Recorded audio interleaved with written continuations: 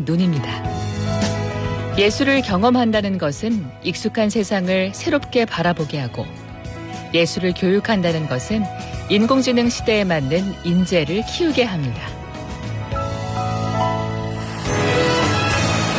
바다를 품은 자연과 활기찬 도시의 일상이 예술이 되고 영감이 되는 곳. 부산이라는 거대한 도화지 위에서 창의력이 피어나고 상상력이 자라납니다. 예술로 생각이 자라는 도시, 예술도시 부산. 이 캠페인은 창의적 사고로 예술을 키우는 동서대학교 앵커 사업단과 부산영어방송이 함께합니다.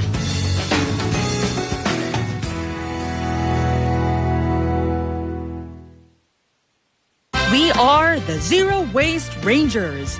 To save Mother Earth, just remember the 5 R's. Would you like a bag for that? No thanks. I brought my own bag. Number 1, refuse. Just say no to things you do not need. This shirt is so out of style. Why not take it to a flea market? Number 2, reduce. Buy only what you need and share with your neighbors. 1 iced Americano coming right up. Can I get that in my tumbler? Number 3, reuse. Single use, that's not how we do things. This is such a hassle. Let's just throw it all in together. You've got to peel off the labels and rinse them out. Number 4, recycle. Rinse it, peel it, and recycle properly. This looks different from other sponges. It's a biodegradable loofah. Number 5, rot. Choose a product that returns to nature. Refuse, reduce, Reuse, recycle, and rot. The 5R pledge to protect our planet.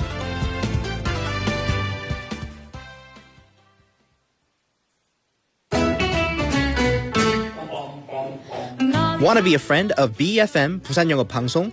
You can chat with BFM through our Kakao Talk service. You can share your messages and photos through Kakao Talk, and you can easily become BFM's Kakao friend by searching BFM through the Find a Friend option.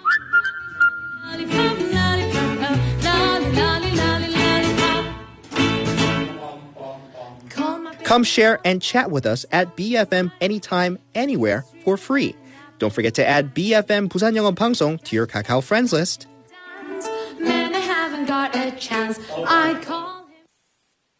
AI는 무엇이든 척척 만들잖아요. 그런데 AI가 되살릴 수 없는 소리도 있대요. 사라지면 다시 살릴 수 없는 대한민국의 푸른 자연을 지켜주세요. 공익광고협의회.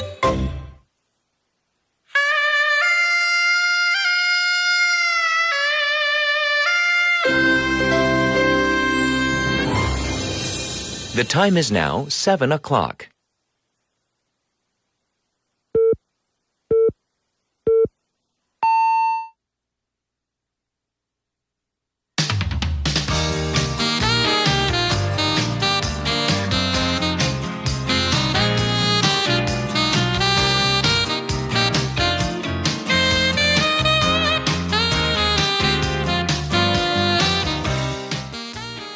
It is Friday, which means we are definitely looking forward to the weekend. Tomorrow, if you can believe, it is already Jungbok, the second of the 3 hottest days of the Korean summer. Restaurants that serve samgyetang, they're probably going to be crowded with people who aim to adhere to the old adage of 이열치열. But just like everything else, the price of eating out and enjoying samgyetang has gone up. So at restaurants in the Seoul area, on average, it typically costs, they say at minimum, 17,000 won. More likely for the specialties, samgyetang places, it's much more than that.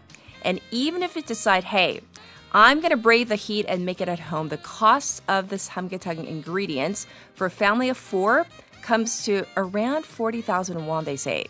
So which route are you going to take tomorrow? Are you going to dine at home? Are you going to eat out? Or maybe skip the whole samgyetang thing altogether. Maybe enjoy just 그냥 chicken 드실까요? This is Catherine. I am the host of Morning Wave in Busan on Friday, July 24th on BEFM 부산영어방송.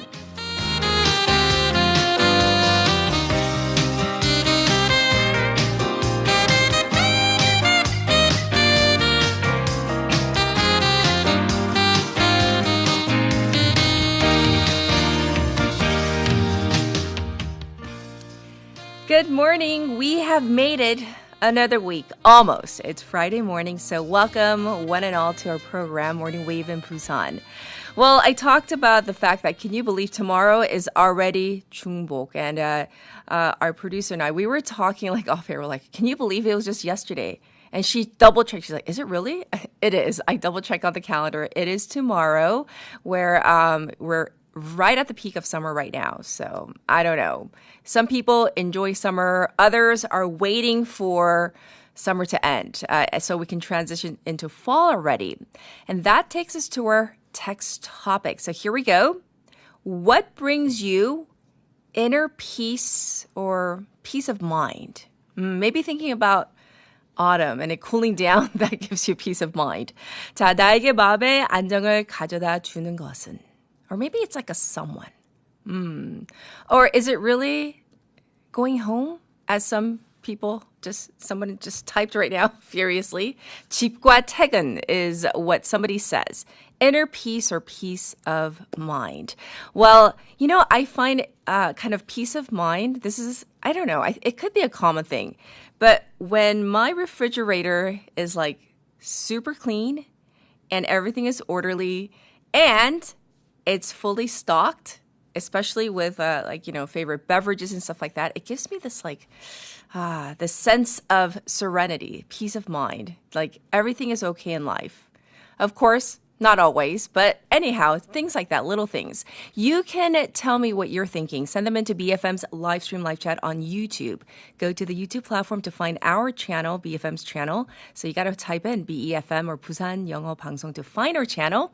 Once you do, you can subscribe, log in, and chat with other waivers from your phone, pound 9050, shop 9050. That's going to cost you 100 won. You can also reach me for free on Kakao Talk as well. So you got to find our account, same thing, enter BEFM or 부산영어방송 to find our account, add us as a friend, and then send in your messages. You can tune into our program, Morning Wave in Busan, on 90.5 or 103.3 FM on the radio. That's if you're in the Busan area. And if you haven't already, please give us a chance on YouTube. We're streaming live right now. It's, you're listening to the same program, but you also get the aesthetics. We have our beautiful new media wall in our brand new studio. Come check us out. We're also available on the BFM app and Papang app as well. Here's a lineup for this Friday morning. We have Jian for Now in Busan. That is our local news segment. We also have Haley for top stories in hour number 1. In hour number 2, we're going to be continuing with our heritage trails. And then for our Friday segments, we have Casey for foreign press highlights. We also have Professor Andrew Miller for global affairs. For a special interview today, we're going to focus on something that may affect someone you know, a loved one, someone in your family, an acquaintance. I'm talking about the new student visa rules for international students studying in the U.S. So basically, you may have heard it's like a 4-year maximum, but we're going to get the logistics of what this may mean for people, young people, people who are going for their graduate degrees as well, how that's going to affect them. Let's find out with an expert in hour number 2. In the meantime, let's turn to Jian for Now in Busan. Good morning. Happy Friday. Yay. Our favorite day is finally here. So before we dive into some of our local news, what brings you inner peace? I think for me, it's a little more intense workout and a little longer shower, I guess. Oh, to keep my inner peace. A little longer shower than How long usual. are we talking? Should be less than an hour, though. Wow, that's a long shower. A lot of scrubbing. A lot of scrubbing. Oh. More treatments, maybe. Okay. Pre-shower steps, I yes, guess. and like kind of pamper Combing yourself. your hair a little longer. Okay, I get it. Mm-hmm. All right, we're going to jump into some of our local news. Namgu District has declared a fiscal emergency. What's going on? Yes, Namgu District says it's facing a serious budget shortfall next year. Officials estimate they will be short by about 46.2 billion won and say issuing local government bonds may be unavoidable. Oh, wow. So why is the district facing financial pressure? The district says it's responsible for funding a large share share of several major development projects. It also argues that spending increased too quickly in recent years, making it harder to maintain a healthy budget. Well, how does the district plan to deal with this problem? Officials say they'll cut unnecessary spending, reorganize budget priorities, and review campaign promises. They'll also try to seek more funding from the central and city governments and keep borrowing to a minimum. I see. Has everyone agreed with the district's assessment? Well, actually, some local council members strongly disagree. They argue the financial situation is being overstated and criticize the district chief for talking about issuing local bonds before discussing the plan with the council. Yes. And in terms of what happens next, do we know? The district says it will prioritize essential services such as public safety and residents' welfare while working to stabilize its finances over the coming years. All right, thanks for letting us know about what's happening in Namgu District. Moving on, Busan is making changes to several major policies after the new mayor took office. So what's happening here? Busan City is reviewing several flagship projects launched under former mayor Park Hyung-jun, while also renaming its 15-minute city department as part of a broader government reorganization. Which projects are being reviewed? The city is re-examining plans for the Pompidou Center branch and the Sajik Baseball Stadium redevelopment. Officials say they want to take a closer look at the projects following a public audit request and feedback from the new administration. Does that mean the projects are being canceled? Not necessarily.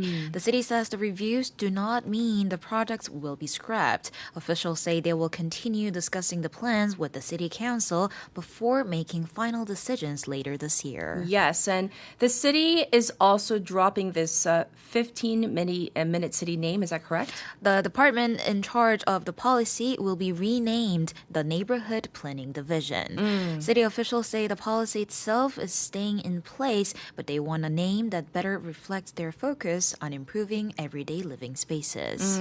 How have people reacted to these changes? The reviews have drawn criticism from some city council members who say previously approved projects should move forward. Meanwhile, some civic groups argue the city should go further and permanently cancel projects they oppose. I see. Thanks for letting us know what's happening on this front.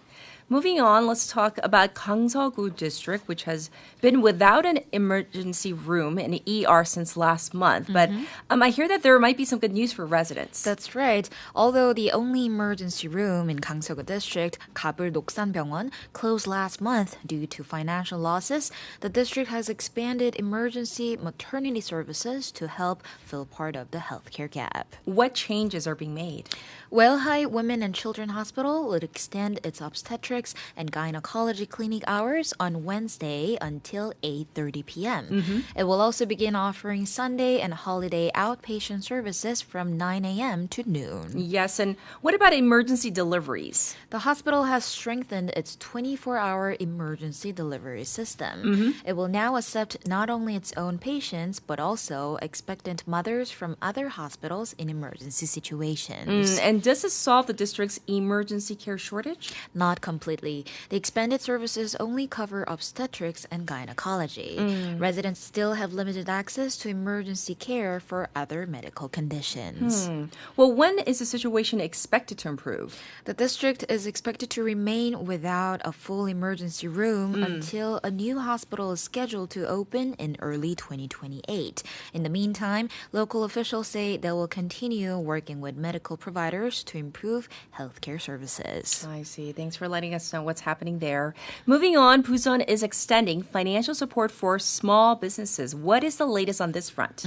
The city will continue its rent relief program for small businesses and SMEs that lease city-owned properties. The goal here is to help businesses cope with the ongoing economic slowdown. This is definitely going to be helpful. Who qualifies for this program and What kind of support will be offered? As mentioned, the program is for the small businesses and SMEs leasing city-owned properties. Around 2,800 leases are expected to qualify. Okay. Eligible tenants can receive up to a 50% reduction in rent with a maximum discount of 20 million won per lease. What if businesses have already paid their rent? In that case, the city says tenants who already paid will receive refunds for the discounted amount. New contracts will be billed at the reduced rate. Well, are there any other benefits? Yes, the city will also allow tenants to delay rent payments for up to 1 year and cut late payment charges by 50%. Applications will be accepted through November 30th. All right, I hope this is helpful for all the small business owners out there. Moving on, Busan is kicking off a series of nighttime events this week. So let's talk about them. Yes, Busan is launching the 2026 Starry Night Busan Festa, 별바다부산, tomorrow on July 25th. It's Busan's signature night tourism festival and will feature a variety of programs across the city through the end of the year. Yes, what is new this year? One of the biggest additions this year is the balcony music show and street festa. It's a new series of regular performances that will take place in Busan's old downtown areas. Yes. Any other events that are planned? Of course, visitors can also enjoy programs such as night walks, night music, camp picnics, and night markets throughout the second half of the year. And where can people find more information regarding all of these events? Schedules and participation details are available on the Visit Busan website and the official Starry Night Busan social media channel. Yes, and why is Busan focusing on night tourism? City officials say the festival has become one of Busan's signature tourism brands. More than 260,000 people attended last year, and the city hopes this year's expanded lineup will attract even more visitors. Once again, that's the 2026 Starry Night Busan Festa. Thanks for all the local news for this week. We'll check in with you on Monday. Thank you. Everybody, this was Jian, and I'll be back with your traffic and weather.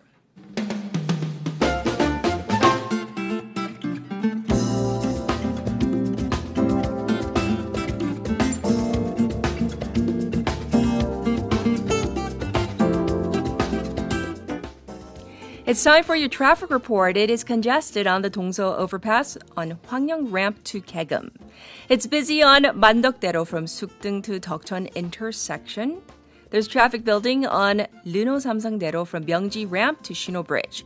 It's also slow on Nakdong Namno from Hadan intersection to Haguan Bridge. It's currently 28 degrees Celsius here in Busan under clear skies. The daytime high will go up to 33 degrees. Busan is under a heat wave impact forecast, a heat wave warning, and a tropical night advisory. The capital region and Gangwon are still seeing rain, which is expected to continue through Monday. Looking at the weather for the weekend, hot and sunny in Busan across both days. The daytime high will go up to 32 degrees Celsius for both tomorrow and Sunday. This was your traffic and weather.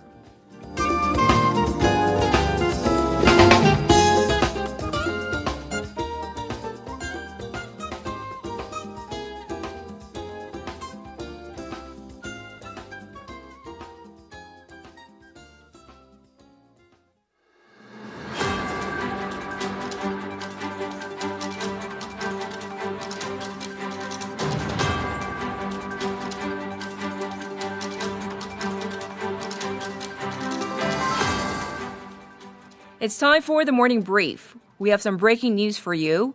U.S. announces new tariffs under Section 301. The U.S. Trade Representative, or USTR, has imposed a 12.5% tariff on goods from South Korea under Section 301 of the Trade Act following investigations on what it claims as forced labor violations.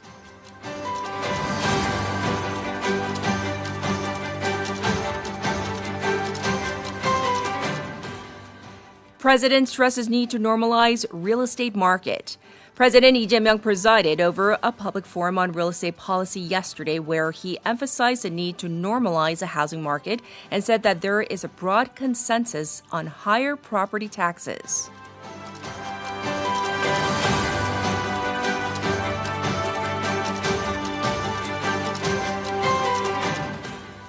Supreme Court postpones ruling on Kim Gun-hee's corruption case. The Supreme Court yesterday said it has postponed the sentencing hearing of former First Lady Kim Gun-hee's corruption trial and referred the case to its full bench, in a rare last-minute postponement of a verdict that was supposed to be announced today.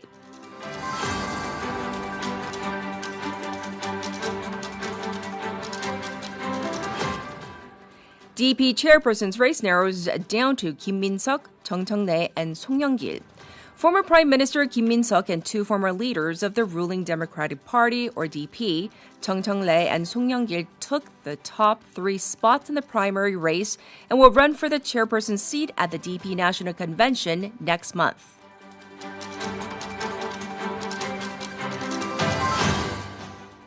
Global oil prices spike after Houthis strike Saudi oil tankers.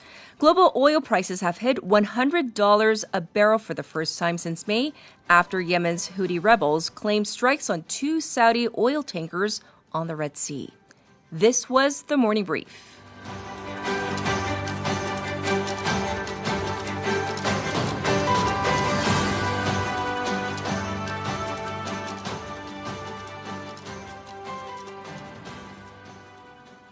You're listening to hour number 1 of Morning Wave in Busan on this Friday morning. We're joined by Haley for Top Stories. Good morning. Good morning. We're going to begin with this story. This joint police prosecutors investigative team, which launched a search and seizure over the National Election Commission offices. Right. So the Joint Investigation Headquarters has launched investigations into these allegations that the election officials doctored voter turnout numbers. So the raid was conducted at the National Election Commission, or the NEC headquarters in Gwacheon, as well as the Election Commission offices at Songpa, Gangnam, and Seocho districts. Yes. The warrant reportedly said obstruction of justice and forgery of public electronic records as cause for the raid. Okay, well, we need to know more about the situation. So the investigation team has apparently cause to believe that working-level officials at the respective district election offices arbitrarily fixed the numbers on the electronic system after they found that mistakes were made. So this is with the hourly updates to the voter turnout. If you think back onto election day, each official at the polling stations, they report the voter turnout figures. This figure goes up to the Upmyeon-dong, so like the neighborhood level offices. They compile the figures and input them into the election management system. That gets reported up to the district, city, county levels, all the way up to the national chain. So that's the system. When mistakes happen, so for example, when wrong figures are put in, let's just say I'm an election official and I mistakenly add a 0. So there were 100 voters that hour, but then I put in 1,000. Well, the thing is, you are supposed to report that mistake to the upper organization. They're supposed to approve the correction to that mistake. So there's a whole procedure. However, what the investigation team is alleging is that that official now has 900 extra votes that didn't happen at this district.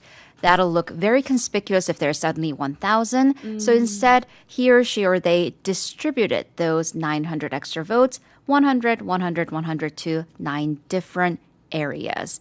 Because eventually, 100 extra people will come throughout the day and the numbers will match up again eventually. Eventually, though. But this is still a major problem. Absolutely. Procedures are there for a reason, and the Yes. figures could affect the result of an election. So at least these officials allegedly, dropped the ball on the job, and they will have to face again, issues of public trust, which is quite low for the NEC at the moment, so it's another blow for them. Indeed. How could this impact the ongoing investigation? Because until now, the investigation was focused on lax management or at worst neglect, which may have meant that officials on site could have gotten off with just disciplinary action and not legal action. Yes. However, this actually points to, allegedly, direct intentional illegal action, and that changes the gravity of the investigation and potential for other possible manipulations of the system. Yes, indeed. Thanks for letting us know about the latest on that front. Next, this story. There was an explosion at an apartment in Gyeongsan yesterday. We need to go over what happened. So 8 people were injured, some critically, after an arsonist caused an explosion and a fire at a management office of an apartment in Gyeongsan. One victim is in critical critical condition. And the injured include the suspect, a man in his 70s, one more male and 6 women, including seniors who were at the adjacent senior center. Tragic. Do we know what prompted him to do this? So this is an alleged arson attempt. The suspect apparently came into the office where a meeting was taking place with flammable material and allegedly started the fire. He then went home, grabbed a weapon, came back to the scene and was yelling threats and trying to wield the weapon when he was apprehended by the police. He also sustained full body burns. He's under treatment right now, so the police will summon him for questioning and potentially look into an arrest warrant once he is out of treatment.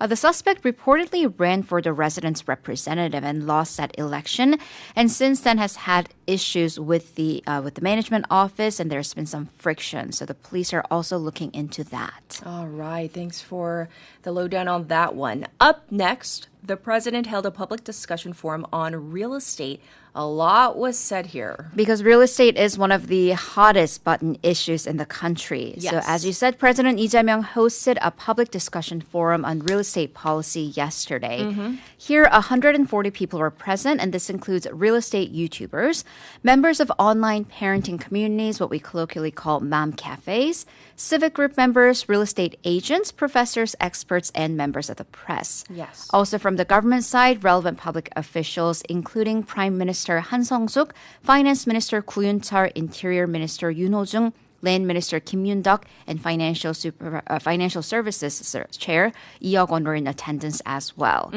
President Lee Jae-myung said that real estate in Korea accounts for the biggest portion of the people's assets and addressed the regional concentration of real estate on a small piece of land. And he compared the situation to Japan and pointing to the quote-unquote lost 20 to 30 years and concerns that South Korea, if we continue down this path, might be headed that way as well. He also addressed housing supply issues. Because real estate is all about supply and demand. So President did emphasize that expanding housing supply was important. But then there are also limitations because you can only add so many homes, especially on the where and the how.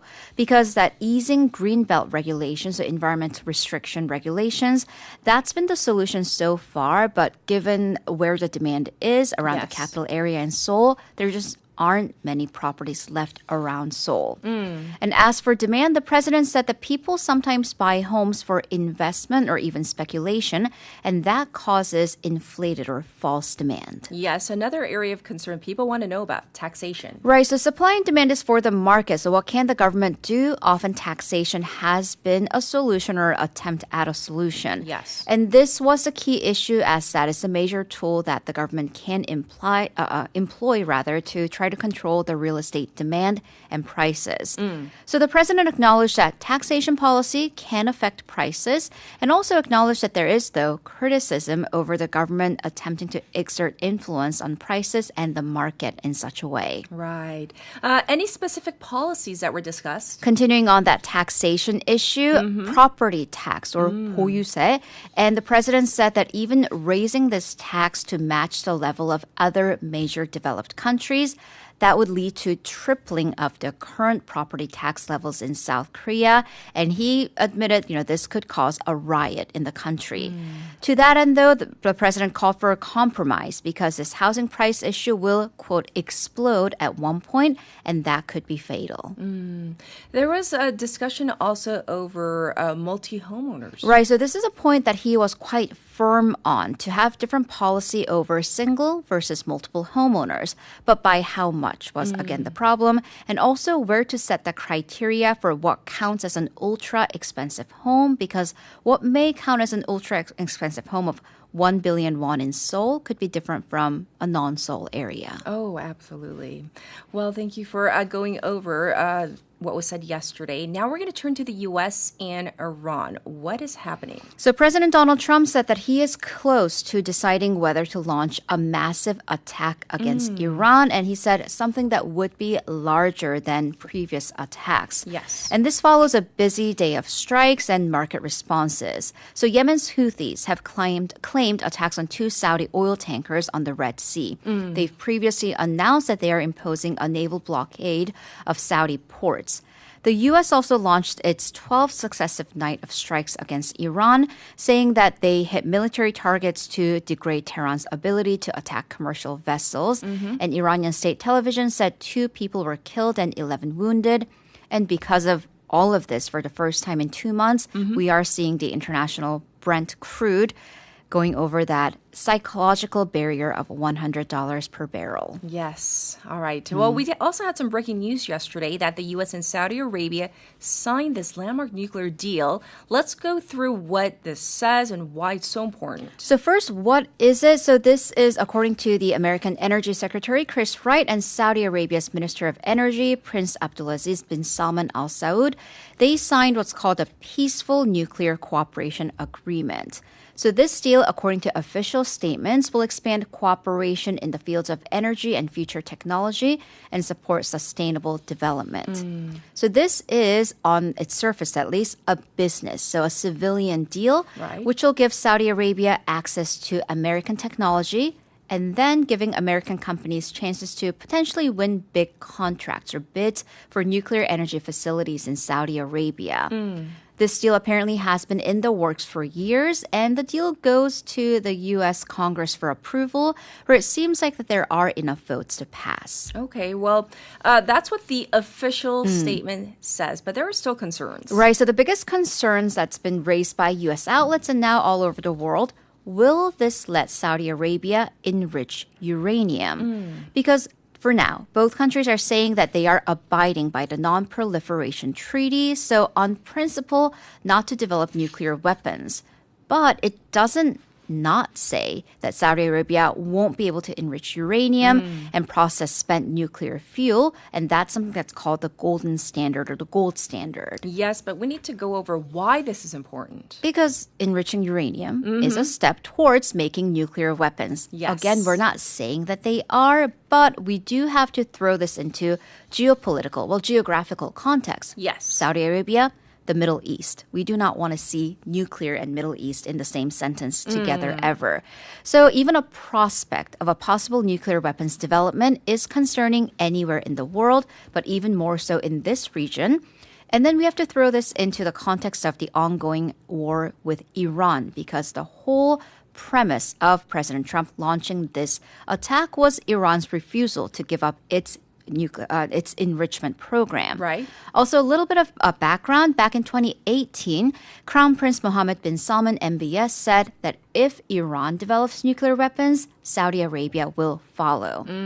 Again, these are concerns. It's not where we are right now. Okay. However, to bring this back to South Korea, the New York Times interestingly raised issues that the Trump administration may have a double standard problem as far as South Korea is concerned. This is because South Korea and the U.S. have been in negotiations for years over South Korea's rights to enrich uranium.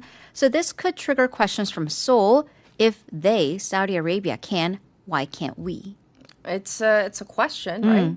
But President Trump threw in and added a caveat to this deal. So after a full day of criticism, President Trump said that the civil nuclear deal is also subject to Saudi Arabia joining the Abraham Accords, which basically means Saudi Arabia will recognize the state of Israel because it doesn't right now. Although it is not immediately clear if this condition was stipulated in the deal or if this is something that the president has added on. Also, Saudi Arabia has not responded to this. As to where Saudi Arabia stands in terms of Israel, it has stated that it will previously stated not agree to this unless there is an establishment of a Palestinian state. Okay. Saudi Arabia also does not have diplomatic relations with Israel. All right. Now we're going to move on to our final story. I saw this and I'm like, is it true? AI going rogue, launching a cyber attack. And once again, is this real? Is this a movie synopsis? What is going on? Are we living in the era of Terminator? I don't know. OpenAI's advanced AI models went rogue. So what this means, going rogue means out of control and hacked a startup company. Yes. So according to OpenAI, its AI system, apparently it's something that can operate on its own after humans give initial instructions. It was in a controlled test environment called a sandbox. However, this AI system self-learned, discovered the system's weaknesses, and was able to escape the test limits. Yes, and it did attack a company, right? The company is called Hugging Face. It's a startup and one of the world's largest hubs for sharing AI models. And OpenAI said that the incident was unprecedented. It is conducting an investigation alongside the startup. So experts say that this is a case that shows real threats of AI infiltrations, also raises concerns and needs for AI security cooperation because they're saying, and I believe rightly so, that this is not a problem that one company can solve on its own behind closed doors. Scary, though, I have to say. Well, thank you for all the top stories. And, of course, we'll check in with you in hour number 2. So thank you, Haley. See you in a bit. All right. Well, I'm going to read one text topic from Chilinim, who says, by the way, a text topic today, what brings you inner peace? And she says, ooh, morning wave in Busan with a little heart. Heart right back at you. So here is a song request from Chilinim. This is Wave by 80s.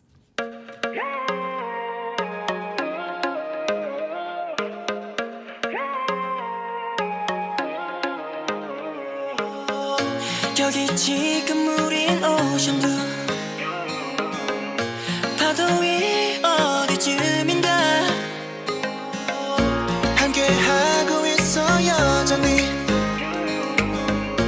어디로 갈진 모르지만 건배 건배 이 순간 뜨거운 태양 아래서 Go away go away 망설임은 버렸다 망설임은 버렸다 생각해 생각해 생각해 우린 벌써 많은 것을 넘어 기억해 기억해 기억해 시간은 흘러가는 것 저기 바다를 넘어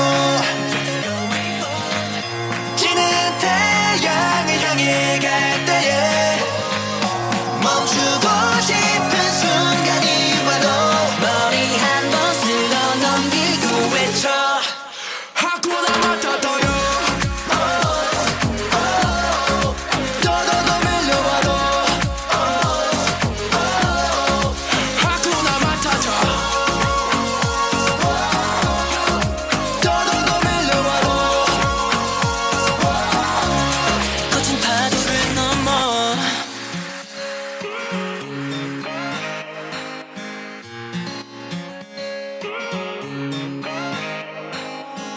묻지묻지의 섬을 찾아 follow us 미시시피 강하를 건너 where we go Don't be care about that we fishy like 때려다닐수록 파도가 칠수록 파도도 다 바다를 향해 트립 다 던져버려 drink 이 순간을 즐겨 안는 yeah feeling me 파도 안에 swing 더 정신없이 quick 넌 찾아 준비됐어 저 태양 아래 빛 저기 바다를 넘어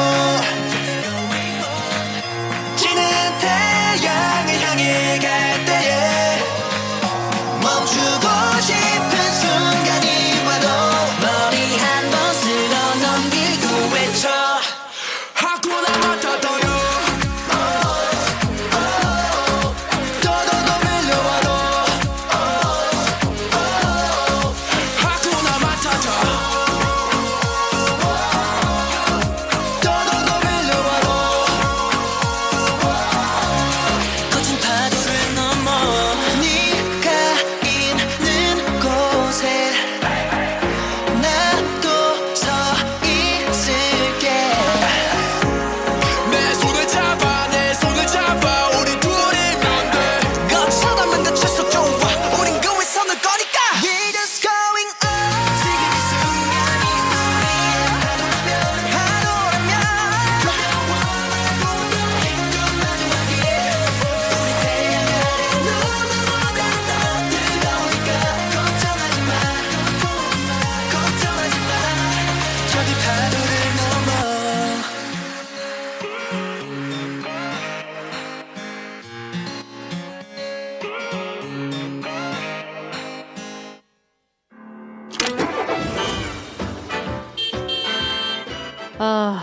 Traffic is so bad.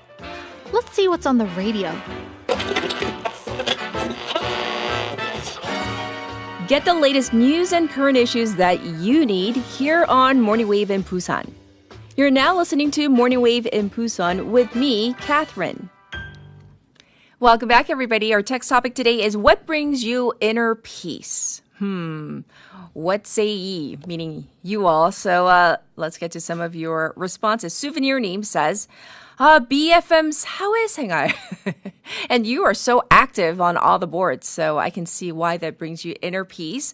Also, we have Leah Nim who says, when my house is clean. Ooh, does that give you peace? It gives me stress because someone else is cleaning and like I always feel stressed like, because I'm so not good at it. Anyhow, we each have our own boat that we float. So what else? Benny who says BFM helps us bring out our inner peace. So yes, you guys are so sweet though, mentioning us. And I want to find out what Casey thinks and what Casey's inner peace, where does it all ooze out from? Let's find out. Let's say hi to him first. Happy Friday. Happy Friday. Yes. So you heard our text topic. Yeah. You heard some of our responses. So you are in the hot seat. What brings you peace? Peace of mind. He said inner peace, right? Inner peace or just peace of mind. Like for me, it's like I love it when my hubby's so good at this. We have a little mini refrigerator in our bedroom and in your bedroom? Like a little mini one, I said. Mini. That's so cool. Like and so what he does, it's so sweet. Know. He stocks it with my favorite drinks. Like stuff that you don't want the kids to see or grab or like you're like this is mine. The kids are like out of the house, but like so I don't have to make the extra trip to the kitchen. Not that our house is that huge, but like still, it's luxury. It's a little right. Yeah. So like this month he filled it with my favorite like zero lemon drink that I like a lemon tea. Got it. And then he stocked it and he has it like in the perfect rows. He's like that. He's a perfectionist. So that brings me inner peace. Gotcha. When I open it, it's like full and it's like fully lined up really well. Well, I'm going to do some more further research on how to attain inner peace. I don't think I've ever had it. Like I meditate sometimes. Oh, do you? Yeah, and like if I can actually do it for like 10 minutes, then I'm like so relaxed and nothing bothers me. But I rarely get the chance to do that. Oh, you should do it like maybe on a daily basis. Just I know. Short stints. I should. You're right. I'm going to get back to that. All right. Well, we'll get an update from you. We're going to dive into our first story. What is it about and where's it from? Because we do discuss, by the way, let's explain our corner. Oh, sure. Any of our new listeners out there, what exactly is Foreign Press Highlights? Okay, so we're going to look at two stories today. Okay. And they're about Korea, but they're from international outlets. Like their first story is from the New York Times, and it kind of just gives us a perspective on things that are being reported from other countries.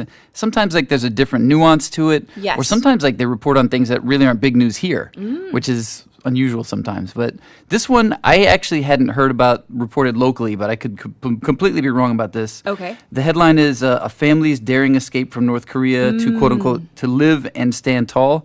It reads like a novel, so it's like way too long to cover all the details, but it's fascinating. Like I was visualizing it's one of those stories where the details are so clear you can just picture everything in your head. Wow. So this is from the New York Times? Yeah. Yes. And it's one of the most remarkable things about it. You often hear about people defecting like one person or two people.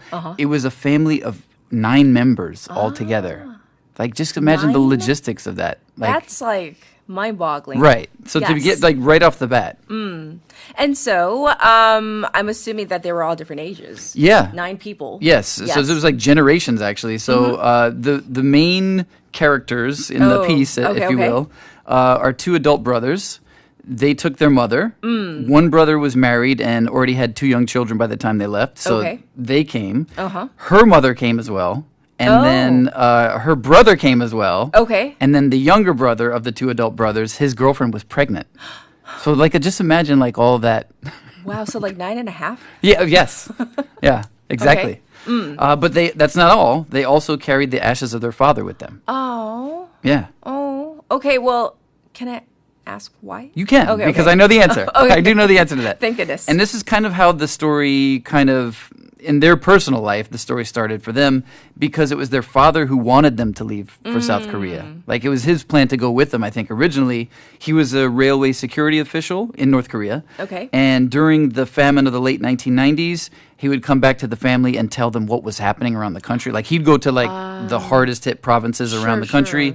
And he would just be like, the details are gross. It's, I mean, sorry, I know it's in the morning, but basically, like, there were bodies of kids and stuff that had to be gotten rid of. It was really, it's harrowing. And like so graphic and yes. He saw that and he was like, he was an eyewitness to this. And he was like, this basically changed his feeling about his own country. He was like, how can there be a ruling class that's unable to feed their own people like this? So he like lost faith in his own country and he was like, when you kids are old enough, we're getting out of here. So that was the plan. He's like took them on a hill one night and he said, you know what? Do you see those lights out there? Like, this is where you're going to go, and this is where you're going to go to live and stand tall. That's why the name of the article. To live and stand tall. Wow. Yeah. So how did the brothers convince all the other family members to basically, because this is so risky. You're risking literally the lives of everybody you're taking with you. Right, and some lives on the way, right? Yes. So they talked to only a couple of people in the family. They talked to Yumi, who is the younger brother's wife, and it sounded like she didn't need much convincing. She grew up in a coastal town called Gangneong, and from there she could see the airplanes taking off from the Incheon International Airport all the time. Okay. And she's just kind of like, oh, why we can't do that? You know, like, so she kind of grew up with this feeling of like, we're stuck. Okay. So as she says, our country felt like a prison without bars. So she was kind of constantly reminded, like, oh, this is, you know, we can't do what we want here. And the interesting part, though, was that the brother's father originally forbade them to get married. What? Yeah, he was Why? like, because he Don't thought. get married? Because usually, you know, parents are like, I want some grandbabies, you know, Right. like, you know, get married. Which they delivered, which they did. But he was like, you know, the larger the family is, the greater the risk of being caught.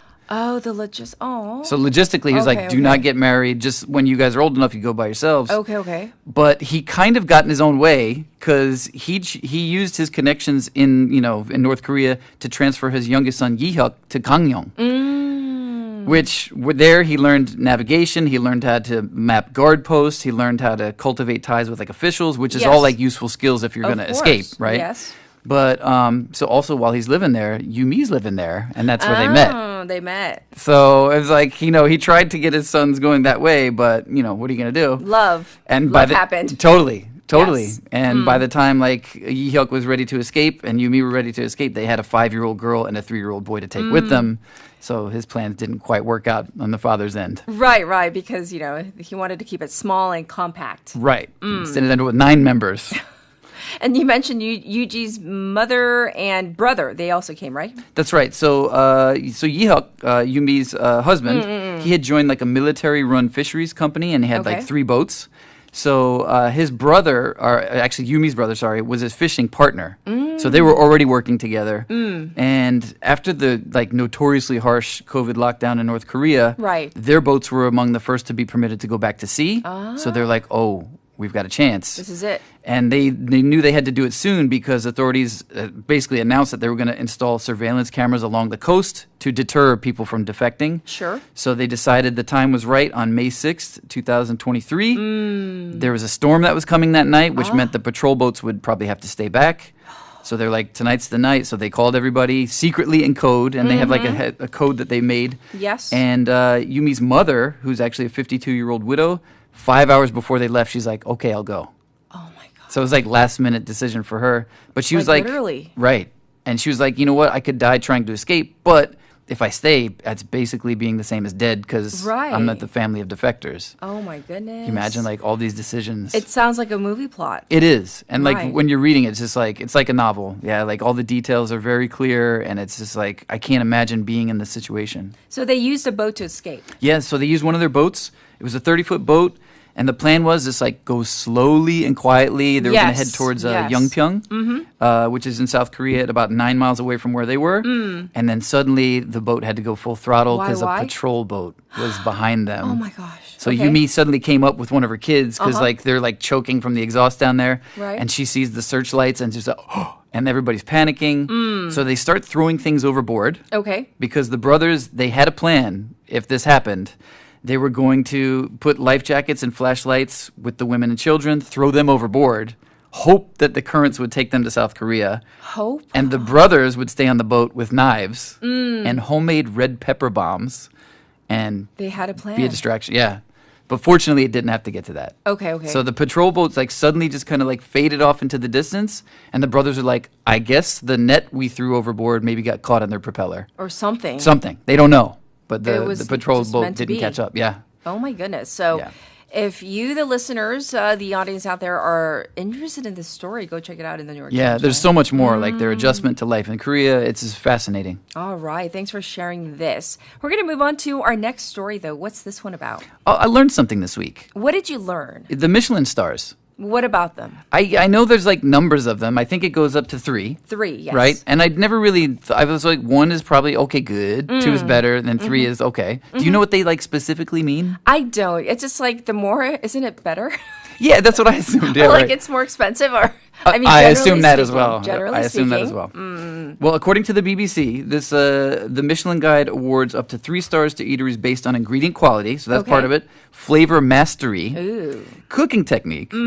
Chef's personality and consistency. The chef's personality matters? I guess. Okay. It kind of does, though. If you think, like, if you go to a place where you can actually interact with the chef. Yes. Right? If you have that ability, because not every place you can do that. True. But if you're entertained by a chef, it does add something, right? I guess, but like, okay. Fair enough. I am not on the committee at Michelin. No, we're not. So basically, they do say, according to their guide, if you get 2 stars, your restaurant does excellent cooking and is worth a detour. So they really think out, what these mean. They're so bougie. Like, oh, yeah, they're good. Right. Worth a detour. Worth a detour. Okay. Change your plans. So the headline this week, though, is a Michelin-starred restaurateur faces jail for using ants as dessert garnish. I saw the headlines and I was like, what? And I didn't click on it. So I am very curious as to what you're referring to. Give us the details. Are you ready? Yes. Okay, so prosecutors here in South Korea are seeking a 1-year jail term for the owner of a 2 Michelin-starred restaurant who is accused of using ants as a dessert garnish. So first, the potential punishment is a year in jail plus. On Monday, they asked that the restaurant be fined 20 million won, which is around $13,000. And we'll find out what happens on September 2nd when they announce the verdict. Oh, really? They didn't name the restaurant. Yeah. Yeah. So, like, it's coming up. We'll see. Maybe we'll do, like, a recap. They didn't name the restaurant as typical here. Like, they're very careful about that. I think, if this was a New York Times story about New York, it would be name of the restaurant, person's face. Right. But it's probably not too hard to figure out. There are 10 restaurants that receive 2 Michelin stars in South Korea in total. They're all in Seoul. Okay. So I assume if you do a little bit of research on menus, You can figure it out. I think so. Maybe. You care to guess what kind of dessert would have ants on it? I was like, really? I've heard of chocolate-covered ants. Right, okay. Right? But then, I don't know, as like, for what and why is this illegal? I mean, I have so many questions. Me too. Okay. Even though I know the answers. A sorbet. Okay. A sorbet? Yeah, or sorbets. I guess you got a variety so of sorbets. like basically ice cream. Right. Like a fruit. Isn't that typically like a fruity kind of like ice cream kind of without the cream, right? Why would you put ants on that? I don't know. Like, are they meant to be eaten or taken off? Or I got a lot of questions too. The answers. Yeah, but the restaurant owner did try to make it clear, like, okay, not everybody had to choose that. Like, only 60% of the people typically dining there would pick them. Okay. You had other options. You could have fermented vinegar on your sorbet, or edible flowers, which I guess that makes more sense to me. Yeah. The vinegar, I'm not sure, but but the ants were only used, according to the restaurant owner, in a small part of the 15-course menu. And he did say, by the way, that restaurants in other countries like Australia, Denmark, and the United Kingdom also use ants as ingredients. Yes, I've that's never. Chocolate-covered ants. Where right? Do you know where that's common? I don't know. I definitely on Earth. know, We're talking about on Earth. Yeah, okay, definitely on Earth. Okay, so it's eaten. I mean, we okay. What is one person's treasure is another person's trash. Fair and point. Some people they're okay. Like if you go to other countries, there are other bigger critters that we would consider not eating. Yep. But other people eat it like as a delicacy or just, all the time. I was going to ask you, in fact, actually, they did mention specifically in the article, ants are a delicacy in several Asian countries, African countries, Latin American cultures. They say weaver ants. I'm not sure what those are. Okay. But not just the ants, but their eggs are used in Thai and Cambodian cooking. I love Thai food, so maybe I've eaten visual. It. Is that what the... Ooh. Oh. Is that how it came out? That doesn't look good. It doesn't look. It looks like an accident. It looks like who put these ants on my bowl? But if you didn't know, it'd be like, is it like chocolate chip? Oh, right. Maybe you wouldn't think about it, right? Maybe if you didn't look closely at the menu, right. Like, oh, that was crunchy. I guess. What is that? That's not what I expected to see. Wow. Okay.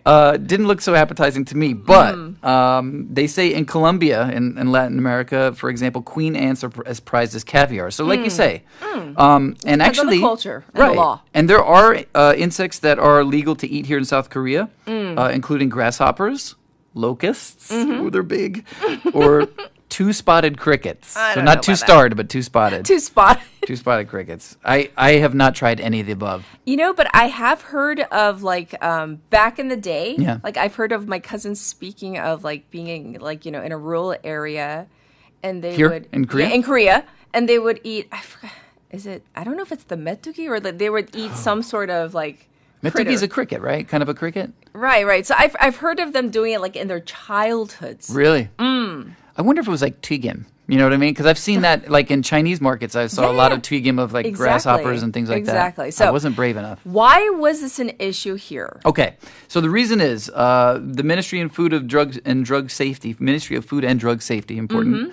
They had basically found reviews that diners had posted online with like photographs of these, and they're like, oh, what? Oh, it's an issue. Okay. Okay. And actually, after the investigation, they estimate that some 49,000 of these ants imported from the U.S. and Thailand were used in several dishes over 4 years. The problem? They had heavy metals. So is that why? Yeah. They said the ants contained up to 55 times more heavy metals than typical edible insects. That sounds bad to me. Yeah. You don't want to be eating heavy metals. No. Listening, perhaps, depending on your taste. But so basically, when authorities consider what insects are okay to eat here, that's what they're looking for. There's several criteria: food safety risks, toxicity, nutritional value, and whether they can be bred and processed hygienically. So if they're loaded with heavy metals, I'm assuming. So it's not just because it's an insect. Because I mean. Right. Let's be honest, like bandegi is a thing here. My kids love it. Right. Well, I don't know if both of them do. My son loves bandegi. It's a thing, right? So it wasn't like because of the ew factor. It was because of these factors. Right. And if you look at the picture, I mean, maybe it wasn't the best social media photo. Maybe there are better ones out there that make it look fantastic. I don't know. Would you try it? I think I would. I told you before we were on the air, I think I've eaten an ant before on a dare. Like as a kid, as a young kid, you know, I was like, you wouldn't eat that. Watch me. But of course, assuming everything's legal. Yes. Right. Yes. Right. All right, we're going to call it a wrap on all the stories for today. We'll check in with you next week. So thank you so much, Casey. Have a great weekend. All right, everybody. It's time to wrap up hour number 1. This is Atlanta's Princess by Boa. Enjoy. I'll be back at 8. 저 밤바다 끝에 뭐가 있을까 다른 무언가 세상과는 먼 얘기 구름 위로 올라가면 보일까 천사와 나팔 부는 아이들 숲속 어디엔가 귀를 대보면 오직 내게만 작게 들려오는 목소리 꿈을 꾸는 듯이 날아가 볼까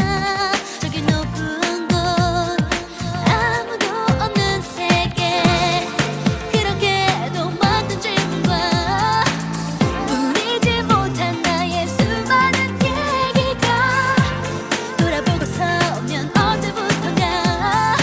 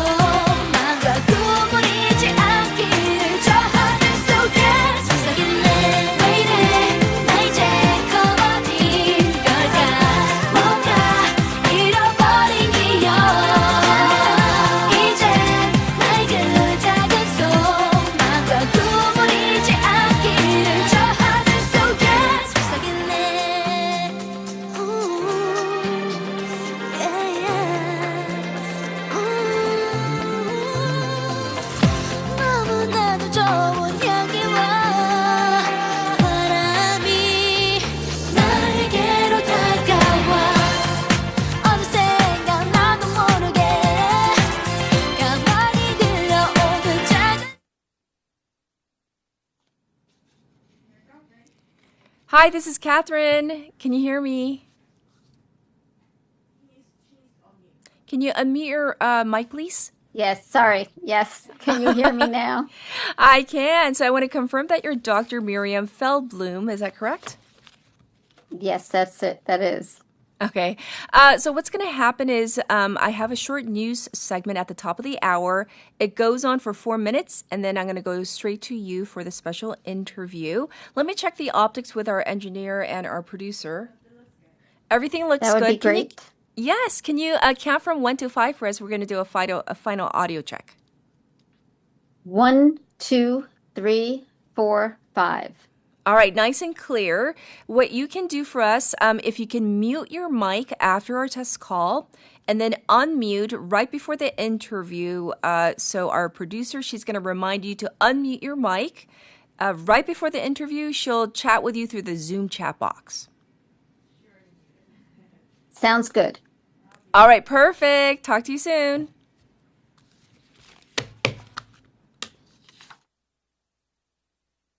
병으로 사망에 이르는 상황입니다. 바로 지금이 우리가 에티오피아에 진 빚을 갚을 때입니다. 지금 전화해 주세요. 후원 문의 080-982-0119 국제구조위원회. 모든 지식을 인공지능이 찾아주는 시대. 하지만 정답을 찾는 기술보다 중요한 것은 세상을 새롭게 바라보는 눈입니다. 예술을 경험한다는 것은 익숙한 세상을 새롭게 바라보게 하고, 예술을 교육한다는 것은 인공지능 시대에 맞는 인재를 키우게 합니다. 바다를 품은 자연과 활기찬 도시의 일상이 예술이 되고 영감이 되는 곳. 부산이라는 거대한 도화지 위에서 창의력이 피어나고 상상력이 자라납니다. 예술로 생각이 자라는 도시, 예술도시 부산. 이 캠페인은 창의적 사고로 예술을 키우는 동서대학교 앵커 사업단과 부산영어방송이 함께합니다.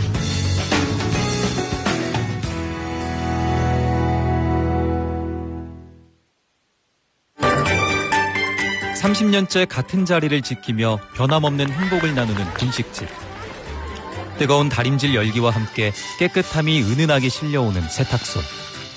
문구와 장난감 사이로 설렘과 이야기가 가득한 오래된 문방구. 아이부터 어른까지 모두의 발길이 머무는 우리 동네 최고의 추억의 장소입니다. 이렇게 작은 가게 하나하나가 모여 골목에 따뜻한 온기를 만들고, 그 활기찬 온기들이 모여 우리 지역 경제를 든든하고 힘차게 지켜갑니다. 부산의 47만 소상공인이 내일도 힘차게 일어설 수 있도록 우리 모두의 발걸음과 응원을 더해봅니다. 이 캠페인은 지역을 지키는 소상공인을 응원하는 은행, B&K 부산은행과 부산영어방송이 함께합니다.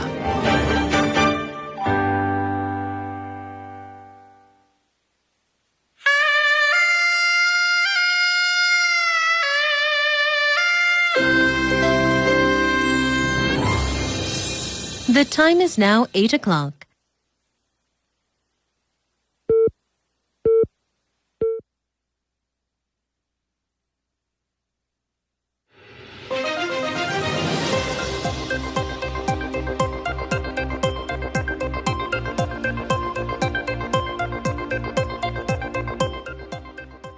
Welcome back. It's time for 8 o'clock Spotlight News. U.S. announces new tariffs under Section 301. The U.S. Trade Representative, or USTR, has imposed a 12.5% tariff on goods from South Korea under Section 301 of the Trade Act, effective starting a minute past midnight Friday local time. USTR Jameson Greer confirmed tariffs of between 10 and 12.5% on 60 countries, citing forced labor concerns. These 60 countries account for 99% of all U.S. imports. South Korea, along with Japan, is facing 12.5% tariffs.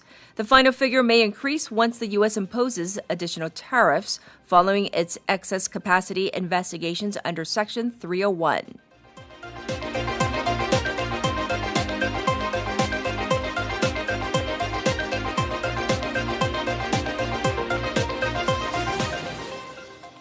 President stresses need to normalize real estate market. President Lee Jae-myung presided over a public forum on real estate policy yesterday, where he emphasized the need to normalize the housing market and said that there is a broad consensus on higher property taxes. During the live broadcast event, Lee said that dissatisfaction is inevitable when balancing competing interests in the real estate sector, adding that the government and public officials must accept criticism and take responsibility. The discussion comes as the government reportedly plans to announce a revision to property holding taxes as early as late this month in a bid to rein in real estate prices.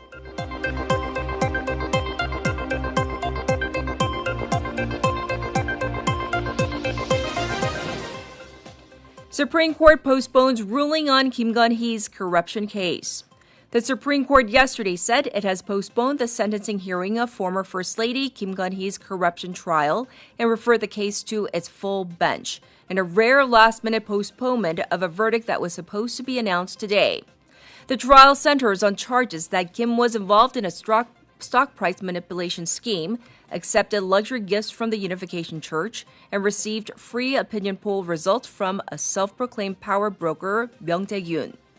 The full bench referral was likely caused by conflicting rulings from lower courts regarding the opinion polls, as Kim was acquitted while her husband was found partially guilty on the same charge.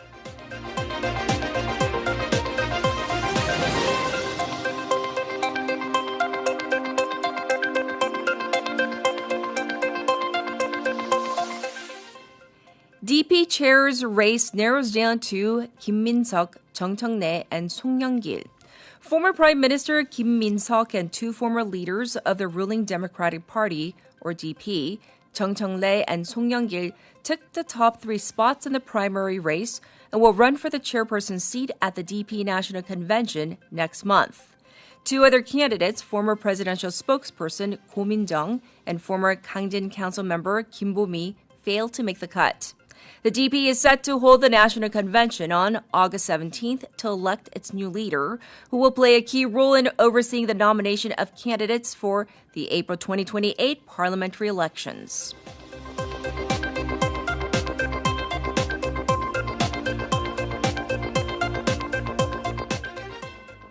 Global oil prices spike after Houthis strike Saudi oil tankers. Global oil prices have hit $100 a barrel for the first time since May, after Yemen's Houthi rebels claimed strikes on two Saudi oil tankers on the Red Sea. U.S. President Donald Trump told the press that he is considering launching a massive attack against Iran as the U.S. military completed its 12th consecutive night of strikes. United Nations Secretary General Antonio Guterres has told the Security Council that the Middle East situation is getting out of control. And this was Spotlight News.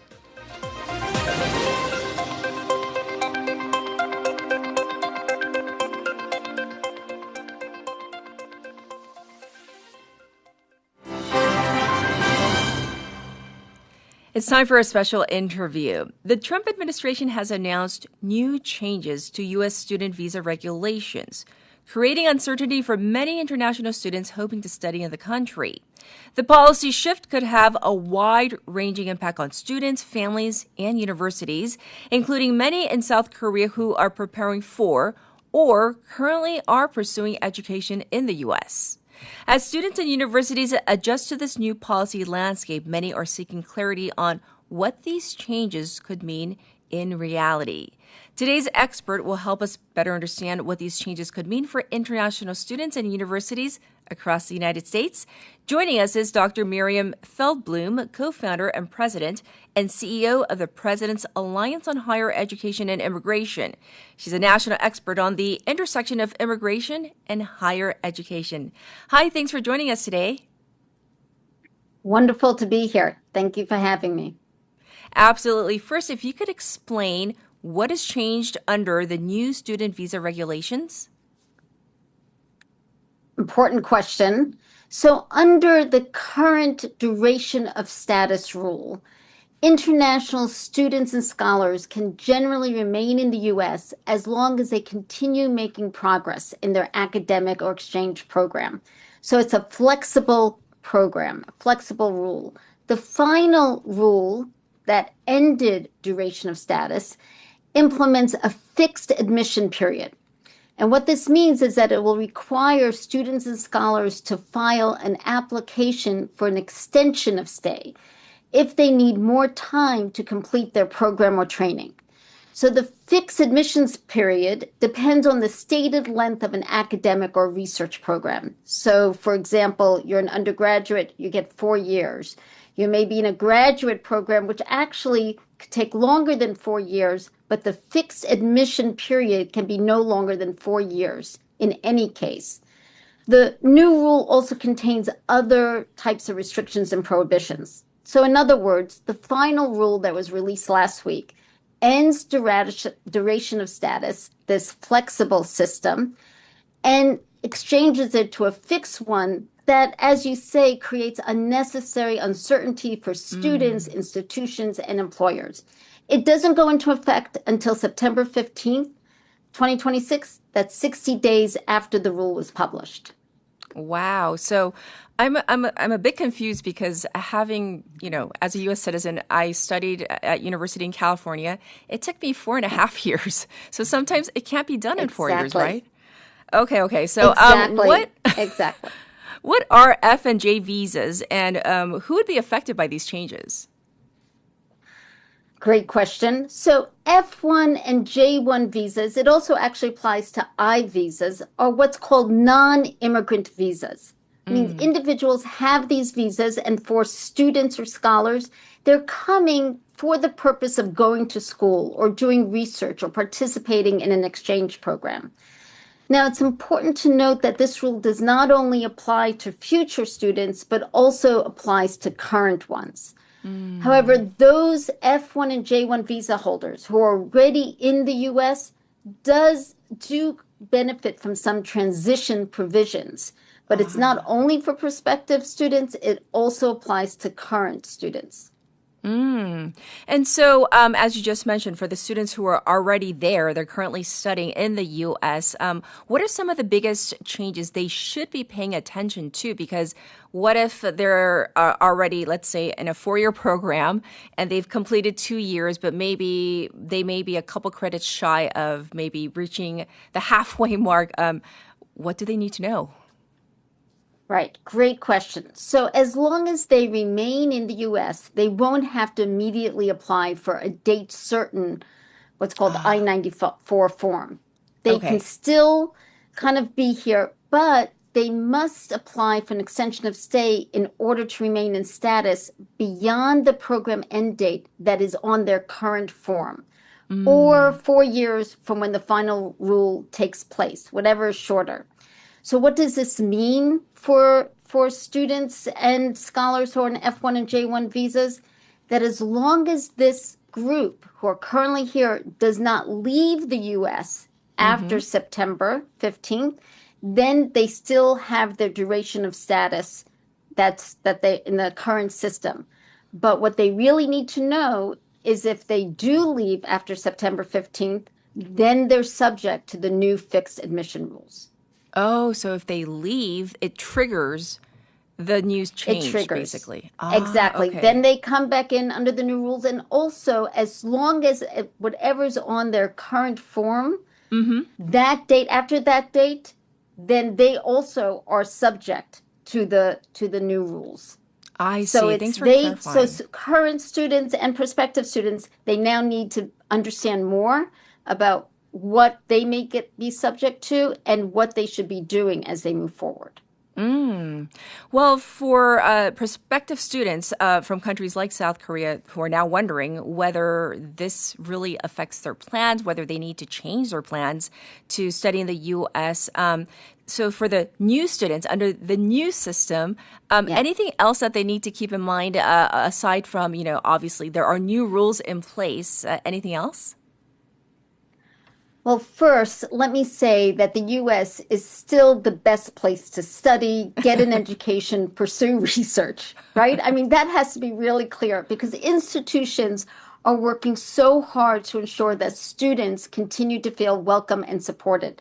The President's Alliance, which I'm leading, has close to 600 colleges and universities across the country, and they are committed to supporting their international students.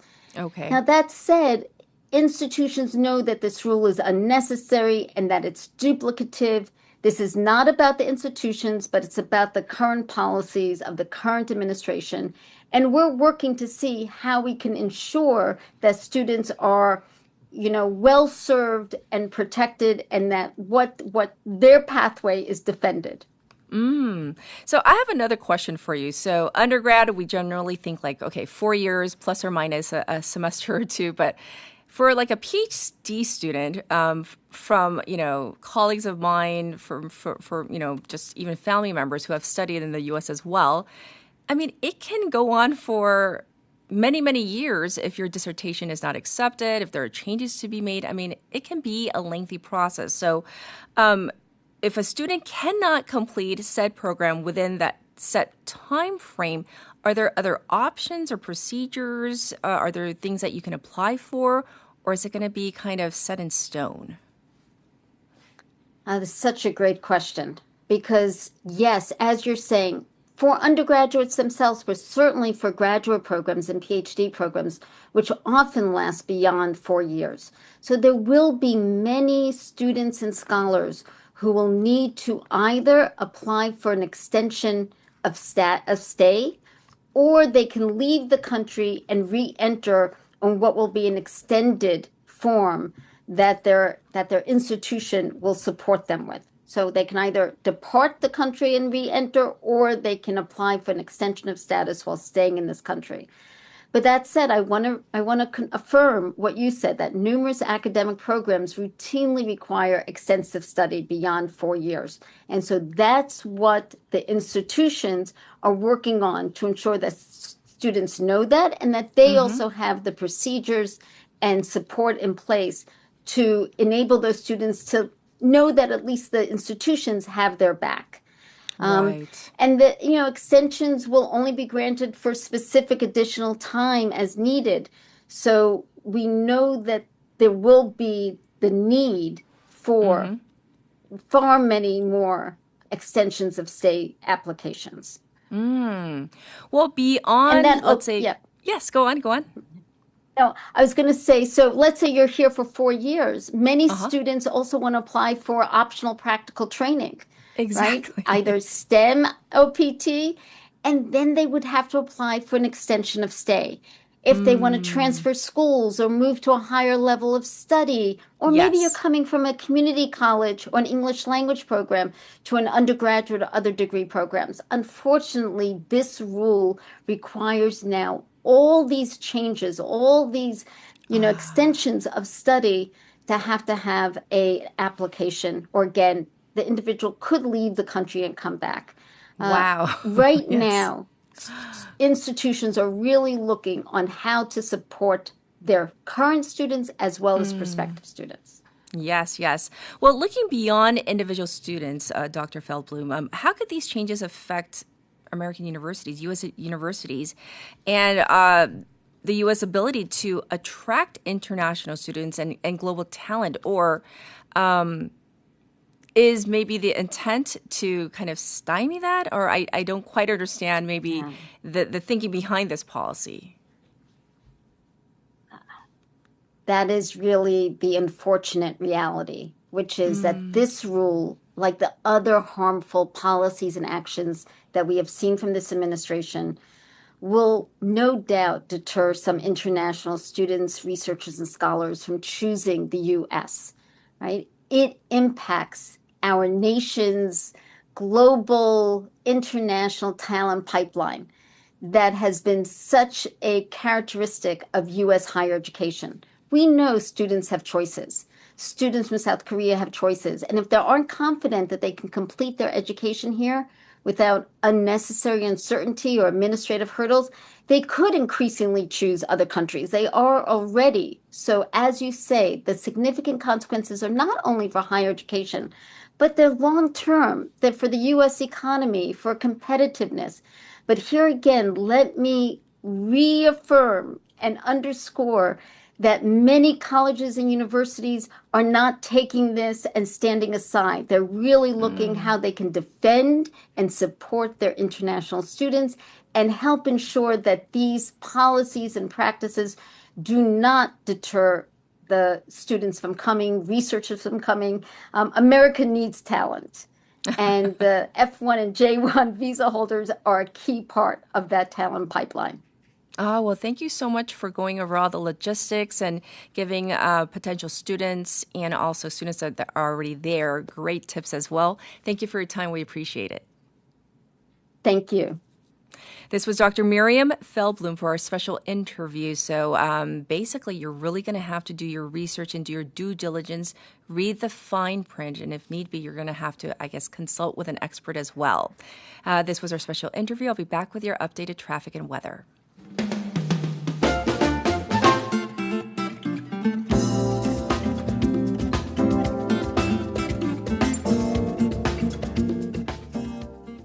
Here's your updated traffic report. It is congested on Byeonglo from Wondong Ramp to Suyang Tunnel.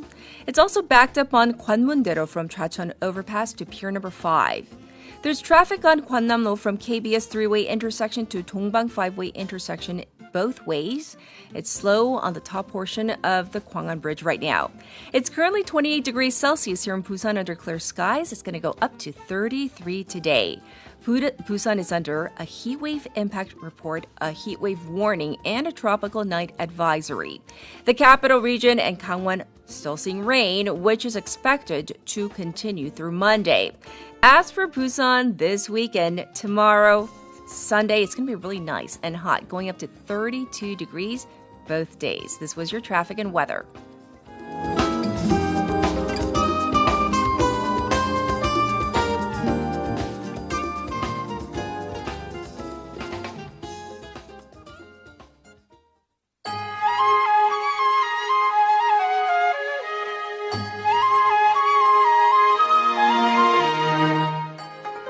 It is time for Heritage Trails. As you may or may not know, Busan is hosting the UNESCO World Heritage Committee's 48th session. So once again, a great chance for us to not only showcase the beautiful heritage of South Korea, but also for us to learn about these sites as well. During this time of World Heritage being here in Busan, we have Heritage Trails with Haley. Welcome back. Good morning. Well, let's start with our text topic because it's connected, right? Mm-hmm. So what gives you the inner peace? All right, everyone breathe in, deep breath in, and exhale. Okay. All right. Trees. Trees. I love trees. Oh. I love greenery. Yeah. Do you know all the different names? Kind of. And then okay. weird mixtures of Korean and English, and sometimes they don't come together. I'm like, so oak is okay, all right. Okay. But yeah, I also know the randomly names of flowers and trees. But yeah, just greenery, shrubbery, forests, they just make me happy. Yes. Which is linked to today's topic for Heritage Trails. No, we are not talking about, there are, I don't think, trees, at least in South Korea, there are UNESCO heritage relics or, sites, but we're talking temples, and then more temples. Ooh, okay. All right. So South Korea, of course, we are a secular country, non-religious country, but throughout the kingdoms of Goryeo, through unified Silla, Buddhism was the prevalent, if not the official religion. And then even during the Joseon dynasty, they were a Yugyo Confucian nation. Buddhism was quite popular, and especially after the monks.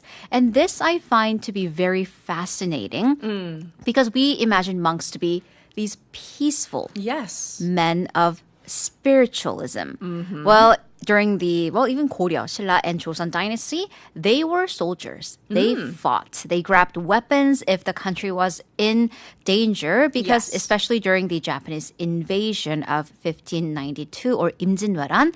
So after these monks were at the battlefields, there was this renewed respect built for these protectors. Yes. Well, what is the first UNESCO site associated with Buddhism? So we're going to travel about an hour and a half, depending on how fast you're driving, up north to Gyeongju. Yay. Of course, we're going to Seokguram and Bulguksa. Okay. So the Bulguksa Temple and the Seokguram Grotto, they're built by the high priest Kim Daesung under King Gyeongdeok in Silla.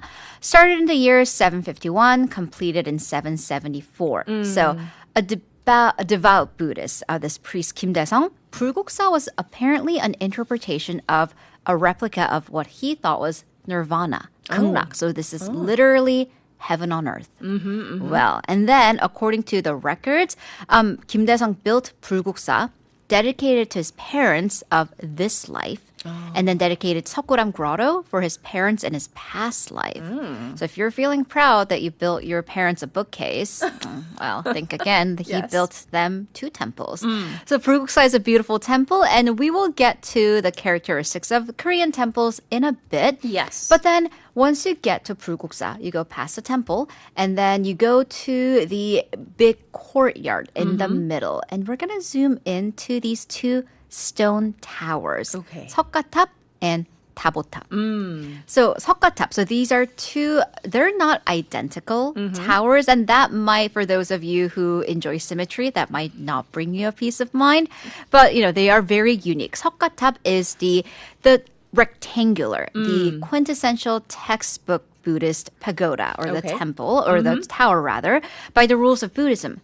It's straight, it's simple, it's modest. Yes. And then an interesting episode, though, with 석가탑, this, gotta take a deep breath, 무구정광 대다란이경, which is estimated to be the world's oldest wooden printed script, was found inside of 석가탑 in the year 1966. And that's what you see.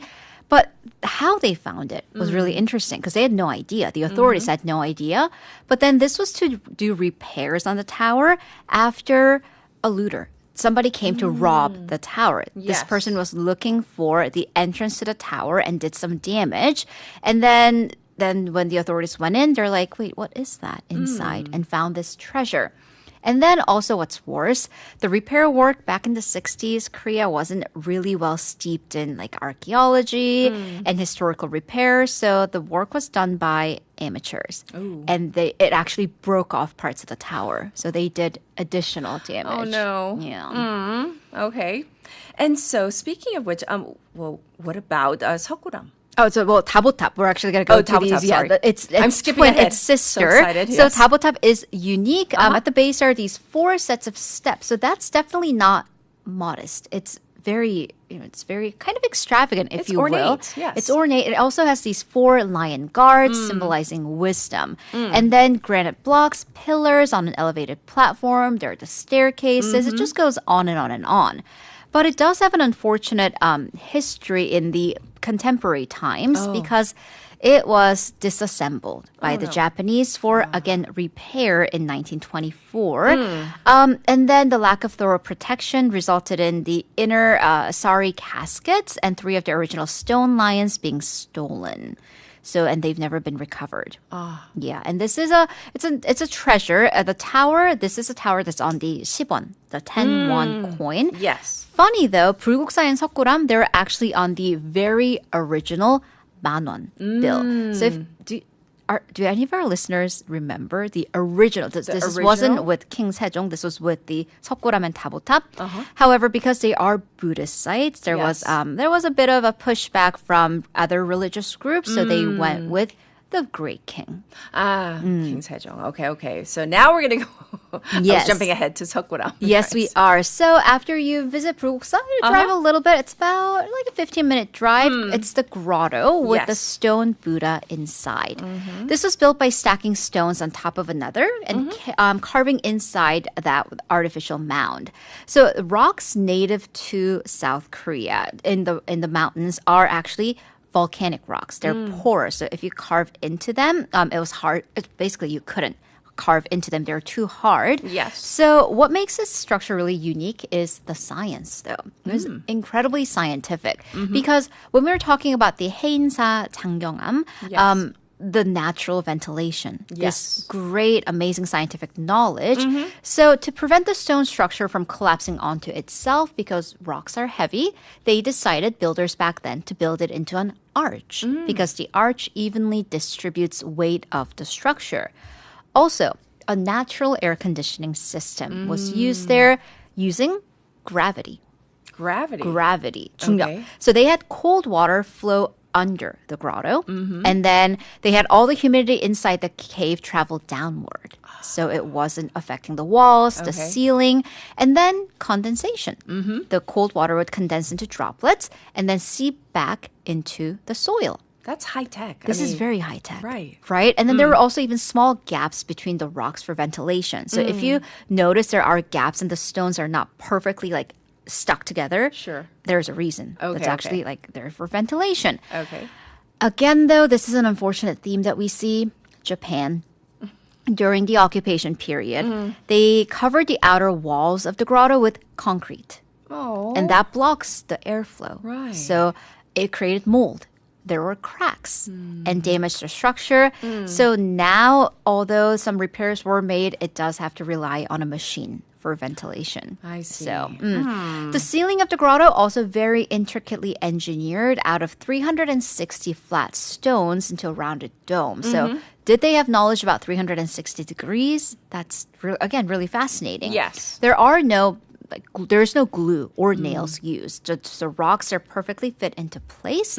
And art historians say that when you're in Seokguram, this like the rounded feeling makes you feel like you're inside an orb, 여의주, to reach enlightenment. I see. I mean, I've been, but like to get all the details, learning so much. Okay, so these are to the country's many beautiful Buddhist temples, and actually UNESCO recognized a series of temples. Which is why our subtopic today is temples, and more temples. Actually, 7 of them. So the next series of UNESCO sites are 산사, the 7 Buddhist mountain monasteries or temples located throughout the southern provinces. Yes. One is really close. 통도사 in Yangsan, 부석사 in Yeongju, Gyeongbuk province, 봉정사 in Andong, Gyeongbuk, 법주사 in Poon, Chungbuk province, 마곡사, 공주 in Chungnam, 서남사, Suncheon, Jeonnam, and finally 대흥사 in Haenam, Jeonnam. I've been to actually about half of them. Here, UNESCO recognized the spatial layout unique to Korean temples. So this is a little bit of like, did you know to your friends or family, like, hey, let's step back. This is how Korean temples are spaced out. So when you go in, you're going to see the madang, the open courtyard, right? They're flanked by 4 buildings. The Buddha Hall, that's the main building. It'll be the biggest Daeungjeon, which will have the statue of the Buddha. The pavilion, lecture hall, and the dormitory. So this is a religious facility, but also living spaces for the monks. Yes. They will contain a large number of individually remarkable structures, objects, documents, and shrines. But here's where the commonality stops. So the general structure, usually the same. Yes. But because they're 산사, mountains, they are built into the mountains. Right. And kind of true to the spirit of Buddhism, they don't carve down rocks, they don't remove boulders, cut down trees. They want to follow the natural layout of the mountains. So naturally, the buildings will be asymmetrical. Sure. It's going with the flow. The mountain monasteries are sacred places, and they've survived as living centers of faith and daily religion, and practicing that into the present day. All right. So now that we know more about them physically, what else should visitors look for when they're at these temples and monasteries? So when you're there, of course, look inside the temples for the Buddha statue, but also look up. To the underside of the roof, because this is my personal favorite part, 단청. So 단청 is because in the olden days, only temples and palaces could have their buildings be painted, have color. So they're the ceiling decorations called 단청, and they literally mean red and blue/green. So red was used on usually the lower portion of the building, green on the upper portions, because the reddish brown and green, that's a tree. That's true. That is, again, going with nature and the environment. Yes. And so in terms of the purpose of these specific colors and designs, I'm sure there's a reason for everything, right? I mean, they're real pretty. And that's actually, 단청 is my background. So again, I personally love these. But also function because they're wood. The buildings are wood, so they covered them. They coated them for protection. Temperature fluctuations, weathering, and pine trees are prone to splitting and cracking. So that was important. So weren't there like rules on creating the tanjeong? Right. So real quick, there are 5 different tiers or hierarchy. So depending on what building you were, you could only have like a single line, like borders and very simple colors. One color. And then the middle, you could have colors on the structural beam, middle section with lines only. But if you were, again, a temple, you could have geometric silk patterns and very fancy patterns. And Buddhist temples, interestingly, were at the top of the hierarchy. And the palaces were below them. Really? Yeah. So again, if you think about Europe, cathedrals often had more splendor than palaces. So you could see how religion really prevailed above all back then. So in this sense, Buddhist temples were given higher artistic treatment. So then that means for us, they are the greatest, the fanciest living museums for ancient art. Yes. So coming to an end. So I've given you a lot of information about history, the art, architecture. But the point is, though, we're not going to be tested on this. We're not here to memorize. And I've given you some official photos from UNESCO and the Korean Heritage Services. Sure. But I want to throw some personal pictures up there, too. Okay. Because even if you don't know anything about the history or Buddhism, these 산사, the mountain temples, are just really nice places to be. So, for example, these are pictures from Tongdosa. I believe every September, Tongdosa will open up its doors for some night visits. And they have great lighting. And that's just fun to be around. Wow. And then, if you cue to the next one, every early spring, late winter, early spring, that's Baehwa season, the plum flowers. Yes. And they have some beautiful trees, lots and lots of people. So go early. And then this is my favorite part. So Tongdosa it has huge grounds. Drive a little bit out. You're still within the temple grounds. That's 메밀꽃, buckwheat flower, and that's in October. Okay. So these are just really pleasant places to be. Also, did you know that in Tongdosa's 장경각, which houses 16만 대장경, the script, there are peacocks. That is a peacock that live there. That's taken by my friend. Thanks, Amy. And they just hang out there. So nice. These have layers. They have secrets hidden into the folds, little hidden treasures. And that is the beauty of UNESCO sites. Yes, they have historical value, so much to learn, but you can just be there, bask in the beauty, and gain some inner peace. Well, I loved it today. Temples. So thank you so much for a very lively history lesson. And we need to know all of this. So we appreciate it. And we'll check in with you on Monday. I'll be back next week. Everybody, this was Haley once again. We're going to get into our song right now. This is 비밀의 하원 by 이상은.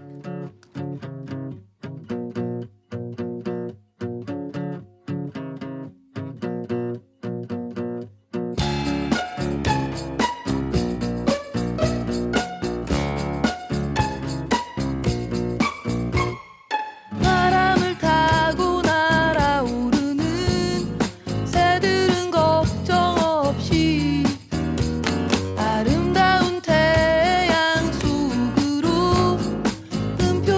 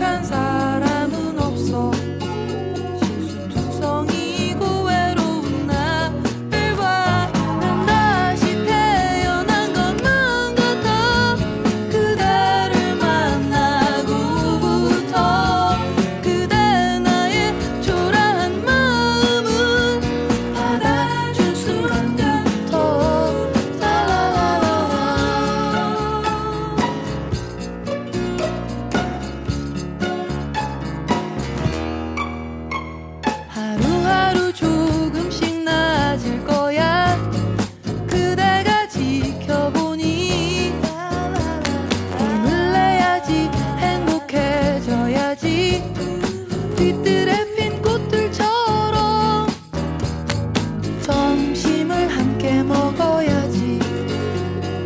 새로 연 그 가게에서 새 샴푸를 사러 가야지.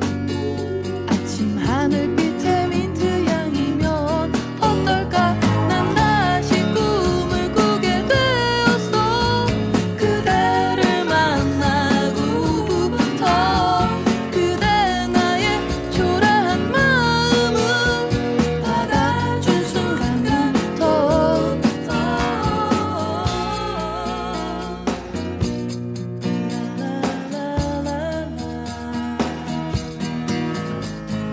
월요일도 화요일도 봄에도 겨울에도 해가 질 무렵에도 비둘기를 아는 아이같이 행복해져 나를 위해서.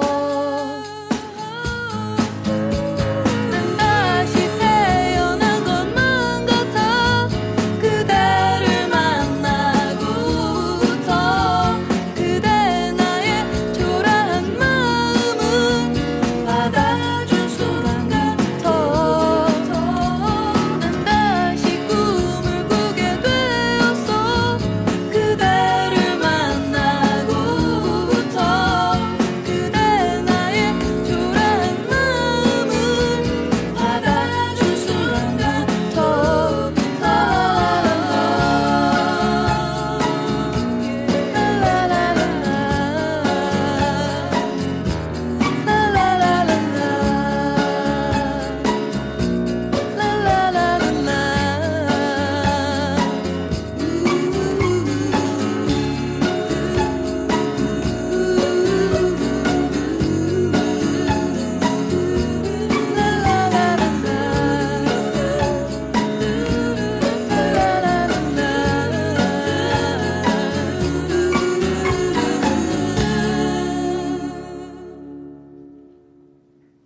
All right, Wavers, it's time for a final segment for today. For the entire week, we have Professor Andrew Miller here. Yay! Morning. How are you? I'm good. How are you? Pretty good. I'm just so happy it's Friday, but I have a question right. before we jump into our segment. Text topic. Mhm. What gives you peace? Inner peace or like peace of mind? It could be something really minor or it could be something big, but... No, it's a good question because I'm quite stressed with work with and work. family and Right. lots of things. I would say being on my own. Just being by myself. Oh, you getting and I are some. like, made of the same no, fabric. I like being in the car. So I drive from Busan to Changwon to university, which is about an hour. But And I like that time. That alone time. That's my time. Oh, Yeah. what do you do in that? Are you silent? Do you listen to no. music? I listen to music or the radio or sometimes some podcasts. But if there's music, then I like a sing-along. Oh, you do? I do, yeah. Do you like not literally, but Well, do you, I like, don't flip your play hair? with my hair because I'm driving. So I got to be on the road. Right. But no. But I like being that. And also just, I like being at home with the dog. Just the dog? The dog, yeah. Because dogs, they don't ask for anything. They don't care what job you do. They don't care how big your house They're is, not what judging car you. you drive. They're not judging you, right? They never ask for money or anything. It's nice and simple. So, I love the simple things in life. Yes. Alone time gives Yeah. you peace. All right. Well, we have to jump into our segment today. And what are we covering? we're going to talk about another Andy. An Andy? My namesake. Also from Manchester. Yes. Well, technically just outside of Manchester. Do you know him personally? I do. Oh, you do? Yes. Of all the Andys, we have this special group chat. So the witty Andy group today. chat. dry humor. Love it. Okay, so to whom are we referring to? So this is, of course, Andy Burnham, who is now the new Prime Minister in the UK. Yes. And he was, before that, the Mayor of Manchester. That's right. So I thought we'd just talk a little bit about basically why the Prime Minister has changed, what brought about the change, Also, a couple of important questions. So he himself was not directly elected. So there's this question, does he have the mandate? Which is not just specific to him. In the past I think the past 6 out of the 7 prime ministers have been elected this way. Yes. And then there's cause, therefore, for a snap election and some of his policies. Yes. So let's start with before Burnham, obviously, Keir Starmer. He was the prime minister. Since when? Was it like 2024? So the election was 2024, so he's been there for about 2 years. Yes. What happened? So generally, especially at the start, I think on the whole, Starmer was doing all right, actually. Oh. So, I mean, in the past 10 years, we've had 7 prime ministers now. That's a lot. It is a lot, especially for the UK, which has generally been quite stable in the past. So we have had very quick turnovers. So Starmer, he's generally been doing okay. However, there has been a few sort of poor decisions that he's made. So one of them, of course, involved Mandelson. So he chose Lord Mandelson to be the ambassador in America. That turned out not to be the best decision. No. Not just the decision itself, but basically what happened sort of behind closed doors and how he was appointed. But then also other decisions. And basically this has led to him losing confidence in the party. So that a few months ago, there was a big push for him to resign. I see. And basically, he ended up resigning about a month ago.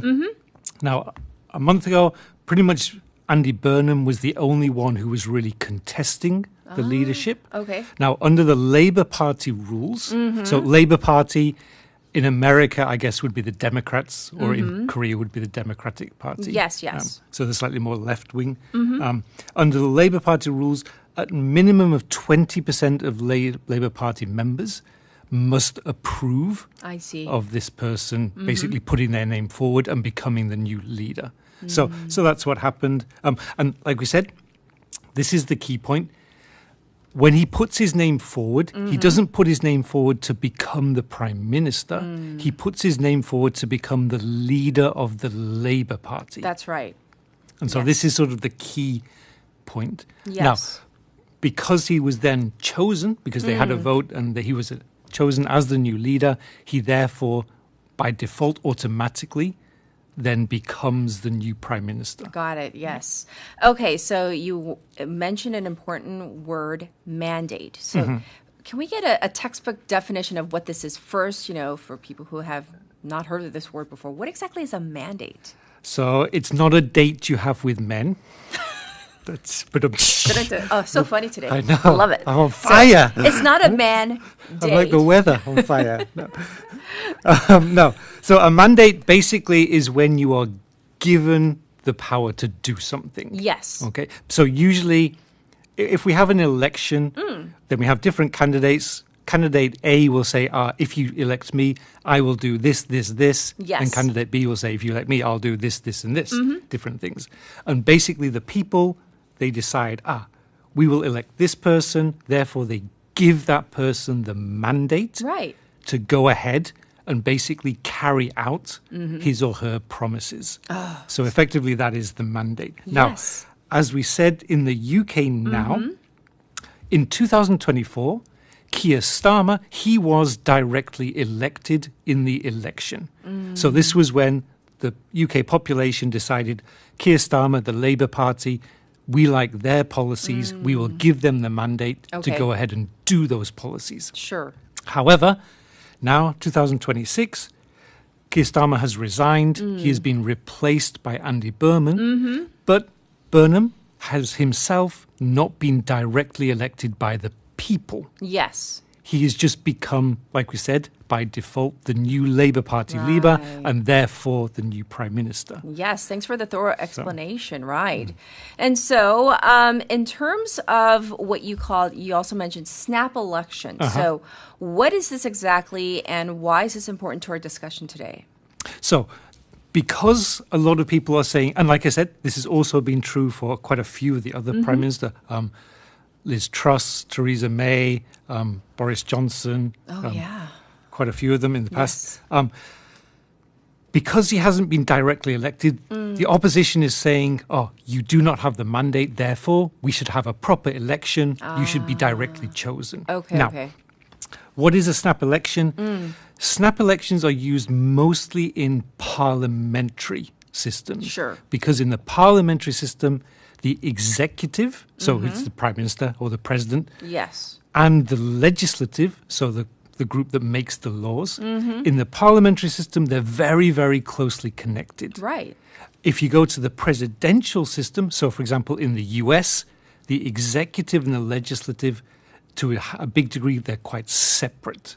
Right, and they can the ruling party can be different from the party of the presidency. Exactly. Right, yes. executive and legislative. Right. So in this case, a snap election basically, and in the UK, we have elections every 5 years. The party in power, so right now, which is the Labour Party, yes, within that 5 years, they do not have to wait until the 5-year term is finished to call another election. What they can do, so right now, and there's a few people calling this, also Andy Burnham is thinking about this because people are seeing maybe this is a positive step, so maybe they have more support now. Okay. So they could basically say, oh, we're going to have an election in 3 months' time and just call it, just like we say, a snap election, just boom, we're having an election now. Okay. So this is, like we said, very different to presidential system. Yes. In America, this is impossible. Oh, yes. Even if the president is impeached or if someone dies, they are just replaced until the term is finished. In South Korea, sort of, it's a mix. There's a few cases where they can call a new election. So, for example, after the impeachment of President Yoon, then they did it. But generally, they can't just decide to change. Yes, indeed. We need to know at least a little bit about, new Prime Minister Andy Burnham. So what can you tell us? So a couple of surprises. First one was the new Treasury Secretary, which is effectively the Finance Minister, has been announced as John Healey. And he announced this very, very quickly. This is quite significant because John Healey was the Defence Minister under Keir Starmer. And Healey was pushing for a quite robust, quite ambitious defence spending plan. But that was then rejected by the Treasury under Keir Starmer. Yes. So this is a big sign that Burnham is going to push for increased spending on defence. But he's also recognising that there's a basically cost of living crisis. Yes. And so he's reducing from 5% down to 0% VAT on energy from October. Which, to be honest, it's not going to make huge changes, but it's going to make some sort of spending. Right. And at least just a perception, at least someone is doing something. It's more symbolic, yes, to be honest. But there's other things that he's done. So when he was the mayor of Manchester, in the UK, transport fees are quite high. But in Manchester, and I think one other city, but definitely Manchester, there was a cap, a £2 bus fare cap. So wherever you went, the limit was £2. Whereas other cities was like £3, maybe £4. So I think he's also going to try to introduce this sort of thing throughout the whole nation as well. Well, he is, once again, the new Prime Minister. So we shall see what happens. But thank you for giving us an introduction into Andy Burnham. And I hope you have a beautiful weekend. You too. All right.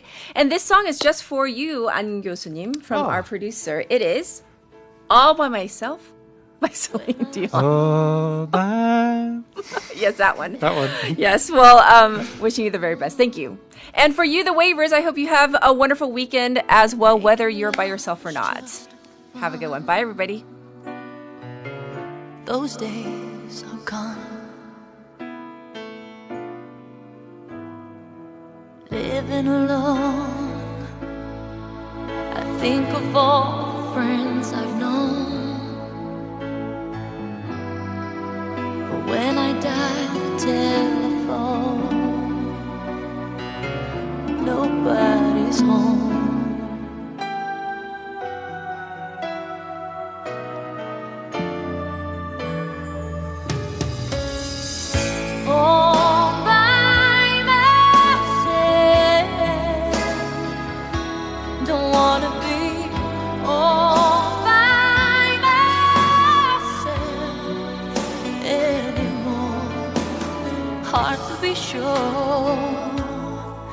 Sometimes I feel so insecure, and love so distant and obscure remains the cure.